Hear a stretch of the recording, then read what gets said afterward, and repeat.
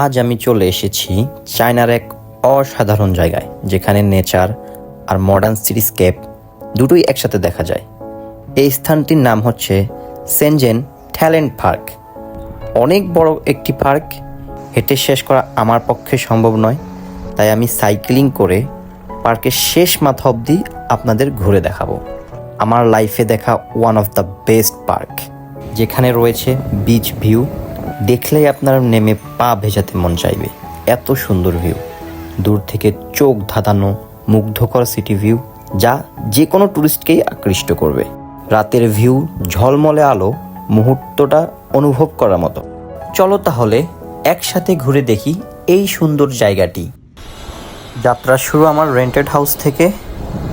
আমার বাসা থেকে অল্প একটু দূরে হচ্ছে মেট্রো স্টেশন, সাবওয়ে। সো আমি যাবো আজকে সাবওয়েতে করে। আমার বাসা থেকে 17 কিলোমিটার দূরে পার্কটি, শেনজেন ট্যালেন্ট পার্ক। অ্যারাউন্ড 35 থেকে 40 মিনিট লাগবে আমার মেট্রো ইউজ করে যেতে। অলরেডি মেট্রোতে এন্ট্রি করে ফেলেছি। আমার গন্তব্যে আমি চলে এসেছি। জায়গাটা যেমন অপূর্ব সুন্দর, তার মেট্রো স্টেশনটাও ওরকমই চকচকে ঝকঝকে। এই মেট্রো স্টেশনটা সবচেয়ে সুন্দর। বাইরের পরিবেশটাও একদম পারফেক্ট।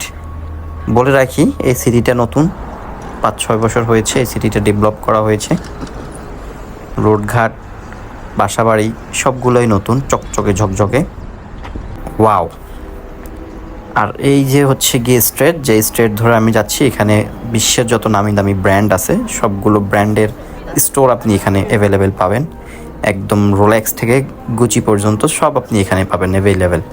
সো এখানে যেহেতু বিশাল বড় একটা এরিয়া নিয়ে পার্ক তৈরি, ফরেনদের অ্যাটেনশন করার জন্য এখানে সব ধরনের অ্যাক্টিভিটিস এবং কি সব ধরনের ফ্যাসিলিটিস এখানে তারা ব্যবস্থা করে রেখেছে। জায়গাটা এনি কাইন্ড অফ পিপল আসলেই পছন্দ হবে। সো আমি অলরেডি আমার গন্তব্যে চলে এসেছি। মারাত্মক একটা প্লেস। আমি এখন এই ওভারব্রিজটা পার হয়েই হচ্ছে গিয়ে আমি পার্কে এন্ট্রি করব। পার্ক থেকে যে টাওয়ারটা দেখা যায়, এই হচ্ছে সেই সিটি এরিয়া। সো আমি সিটি এরিয়াটা পার হয়ে আমি পার্কে ঢুকবো। এখনও এই সিটির টুকটাক ছোটোখাটো কাজ চলতেছে। এই যে শ্রমিক কাজ করতেছে, স্টিল জায়গায় জায়গায় তাদের কাজ করার সামানপত্র রাখা, মানে এখনও টোটাল কমপ্লিট হয়নি। 80% বা 90% লাইক এরকম কমপ্লিট হয়েছে। আমি এখন পার্ক এরিয়ার ভিতরে রাইট নাও। এটা হচ্ছে পার্ক এরিয়ার শুরুর পয়েন্ট। সো আমি এখান থেকে শুরু করে একদম লাস্ট অবধি আপনাদেরকে নিয়ে যাব। কত সময় লাগবে I have no idea, but আমি লাস্ট অবধি যাব, সেটা যতক্ষণই লাগুক। এখন রাইট নাও 3:15। আমি এই টাইমে আসছি। খুব সুন্দর পরিবেশ, আকাশের লুকটাও খুব দারুণ। মেঘগুলা একদম মনে হয় যেন পার্কের উপরে নেমে আসতেছে, এমন একটা ভিউ। আর পার্কের সাথে যে লেক, এটা তো আরও মারাত্মক ভিউ। সো আমার আরও অনেক সামনে অগ্রসর হইতে হবে। আর সুন্দর সুন্দর সিন আমার জন্য ওয়েট করতেছে, যা দেখে আমি মুগ্ধ হব এবং কি আপনারাও মুগ্ধ হবেন মাস্ট। কারণ এখানে মুগ্ধ হওয়ারই জায়গা। এটা যে কাউকে আকৃষ্ট করবে। আমি নিজেই প্রেমে পড়ে গিয়েছি এই জায়গার। এটা মেবি পুরোটাই রেস্ট রুম, একটা দুটো কফি শপও আছে। মানে আপনি হাঁটতে হাঁটতে হাঁপায় গেলে এটার ভিতরে এসে রেস্টও নিতে পারবেন। এই পয়েন্টের ভিউটা এতটাই সুন্দর যে আপনি চোখই সরাতে পারবেন না। তাই চিন্তা করলাম কতক্ষণ এই গাছের নিচে বসে এই ভিউটাকে এনজয় করা যাক। আমার এখনও পার্কের 5% ভিজিট করা হয়নি। সো আমি কথা দিয়েছি আমি পুরো পার্কটা আপনাদেরকে ঘুরে দেখাবো। সো আমার একটা জায়গায় বেশিক্ষণ সময় অপচয় করা যাবে না, আমার বহু দূর যেতে হবে। সো আমার কন্টিনিউ সামনে অগ্রসর হতে হবে। সামনে ময়ূরের মতো কিছু একটা তারা বানিয়ে রেখেছে। দূর থেকে ময়ূরের আকৃতি আসতেছে, কাছে গেলেই বোঝা যাবে আসলে ভিউটা কেমন। আচ্ছা, এখান থেকে আপনি পুরো সিটিটা ক্যাপচার করতে পারেন, মানে ময়ূরের ভিতরে আপনি দাঁড়ালেন আর পুরো ব্যাকগ্রাউন্ডটা আপনার সিটিতে আসলো আর কি। আমি একটা পিকচার তুলে দেখি কেমন আসে। দারুণ ভিউ, সেই লেভেলের। এখানে দাঁড়ায় ছবি তুললে পিছনের ব্যাকগ্রাউন্ড ভিউটা যা আসবে মারাত্মক। শান্তির ভিউ। আমি ব্রিজ পার হয়ে লেকের ওই পার থেকে এই পারে এসেছি। আমি আরেকটু সামনে যাব, মানে ওই পারটা মোটামুটি আমার ক্যাপচার হয়ে গেছে। এখন এই পার্টটা হচ্ছে সবচেয়ে বড়, সো আমি এই পার্টটা ক্যাপচার করতে আমার হিউজ টাইম লাগবে। সামনে গিয়ে আমি একটা সাইকেল নিব, যেখান থেকে আমি সাইক্লিং করে বাকি পথটুকু পাড়ি দিব। এদিকে এদিকে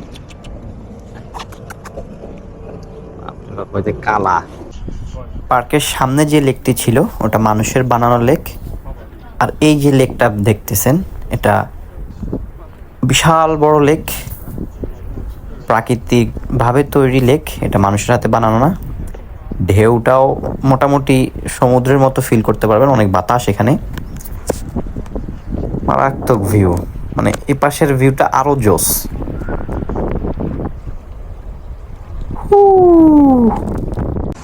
আমি এখন সাইকেল নিতে যাব, একটি সাইকেল রেন্ট করব। কিন্তু সাইকেল নেওয়ার আগে চিন্তা করলাম সাইকেল যে পয়েন্টে থাকে ওই পয়েন্ট থেকে একটু সামনে গেলেই সেনজেন ট্যালেন্ট পার্ক যে নাম, সেই নামটা ঘাসের উপরে সুন্দর করে লেখা, ওই প্লেসটাতে গিয়ে যেহেতু সাথেই, সো ওই প্লেসটি গিয়ে আমি ভিজিট করে আবার ব্যাকে চলে আসবো সাইকেল নেওয়ার জন্য। কাজ আমি একবার যদি সাইকেল নিয়ে এখান থেকে রওনা হই, আমার একদম লাস্ট পয়েন্টে গিয়ে আবার ব্যাক আসতে আসতে প্রায় সন্ধ্যা হয়ে যাবে, তখন আর আমি এই ভিউটা নিতে পারবো না। সো চিন্তা করলাম যেহেতু আসছি সাইকেল নিতে, সো এই ভিউটা আগে নেই, দেন সাইকেল নিয়ে আমি আমার একদম এন্ড পয়েন্টের উদ্দেশ্যে রওনা দেব।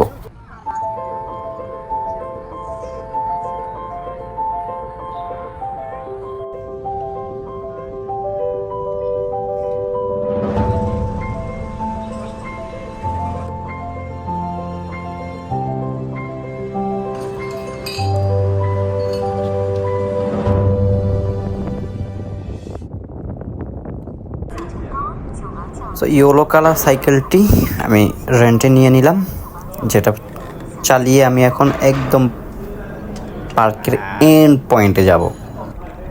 আই ডোন্ট নো সময় কতটুকু লাগবে, বাট দেখা যাক কত সময় লাগে। চাইনিজ জাতি খুবই অ্যাডভান্স, তারা সময়কে খুবই মূল্যায়ন করে। এই সাইকেলগুলো এমন না যে অনেক ভাড়া, মেবি 2 ঘন্টায় 1 টাকা এই দেশের, মানে 1 RMB করে কাটে। জাস্ট সময় বাঁচানোর জন্য জায়গায় জায়গায় আপনি এই সাইকেলগুলো দেখতে পারবেন, যেন আপনি সাইকেলগুলো সহজে রেন্ট নিয়ে আপনি আপনার এক স্থান থেকে অন্য স্থান যেতে পারেন। আমার এই সামনের প্লেসটা মারাত্মক সুন্দর, আমি এখানে দাঁড়াবো, একটু ভিউটাকে এনজয় করব।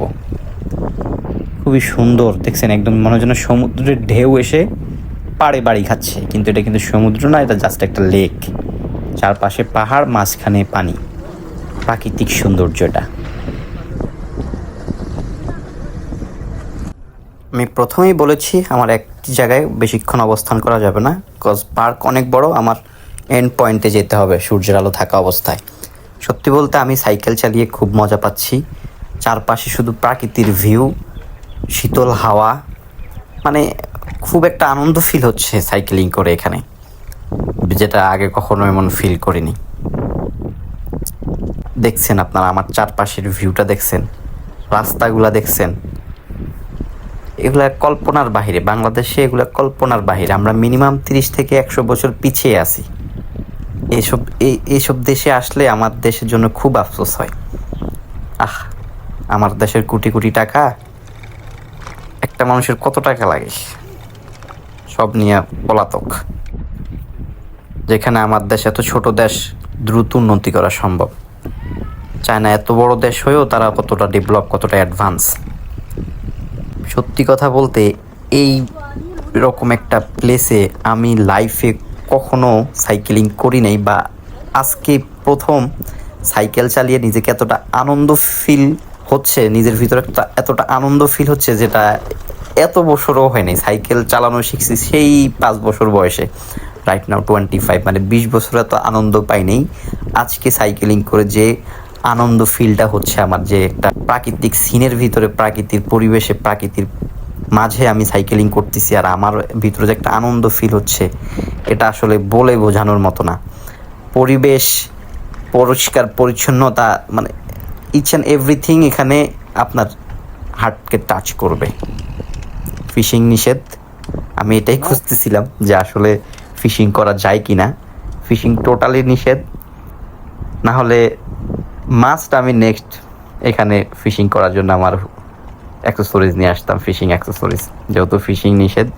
আর আমিও আসার সময় অনেকগুলা ফিশিং পয়েন্ট দেখলাম, কেউ ফিশিং করতেছে না, তখনই আমার মনে হয়েছে না এখানে ফিশিং করা যায় না। এটা এন্ড পয়েন্টের রাস্তা, আমি সামনে গেলেই এন্ড পয়েন্ট, আমি একদম শেষ মাথায় গিয়ে আবার ব্যাক করব।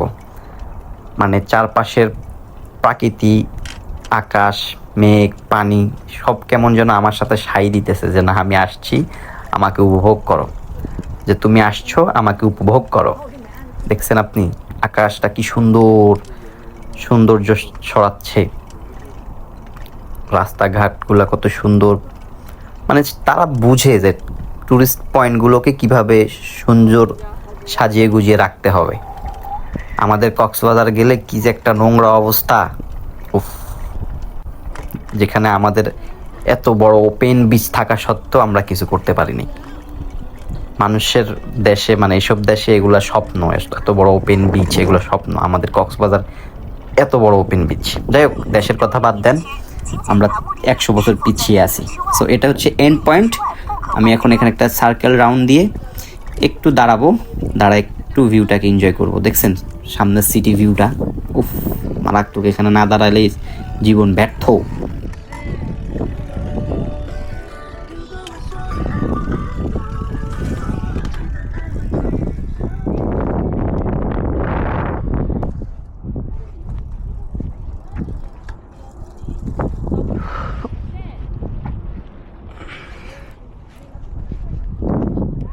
অ্যারাউন্ড 5-7 মিনিটের মতো দাঁড়িয়ে ভিউটাকে উপভোগ করলাম, একটু রেস্টও নিলাম।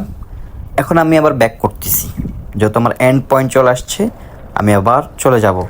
অলরেডি সূর্য ডুবি ডুবি ভাব, সো আমার কুইকলি ব্যাক করতে হবে, আবার আমার সিটির নাইট ভিউটা নিতে হবে।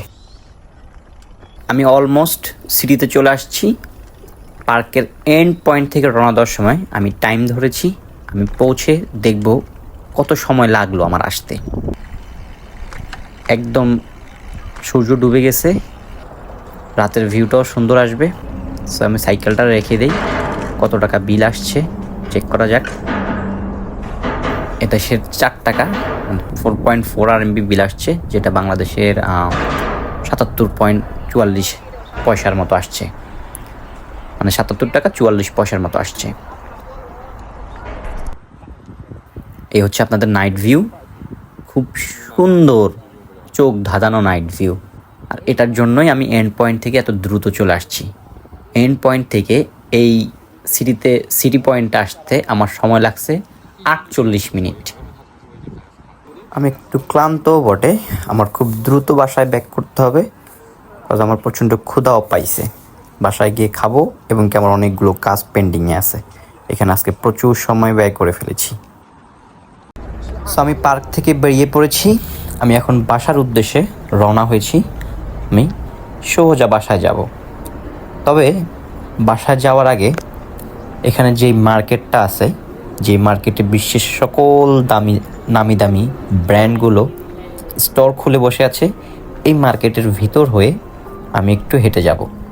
কাজ যেহেতু রাস্তা দিয়ে না গিয়ে আমি যদি একটু মার্কেট দিয়ে যাই, আমার সাবওয়ে স্টেশন যেটা আছে, মার্কেট দিয়ে গেলেও আমি মার্কেটের নিচ দিয়ে আমি সাবওয়ে স্টেশনে যেতে পারবো। সো আমি মার্কেটের ভিতরে ঢুকলাম।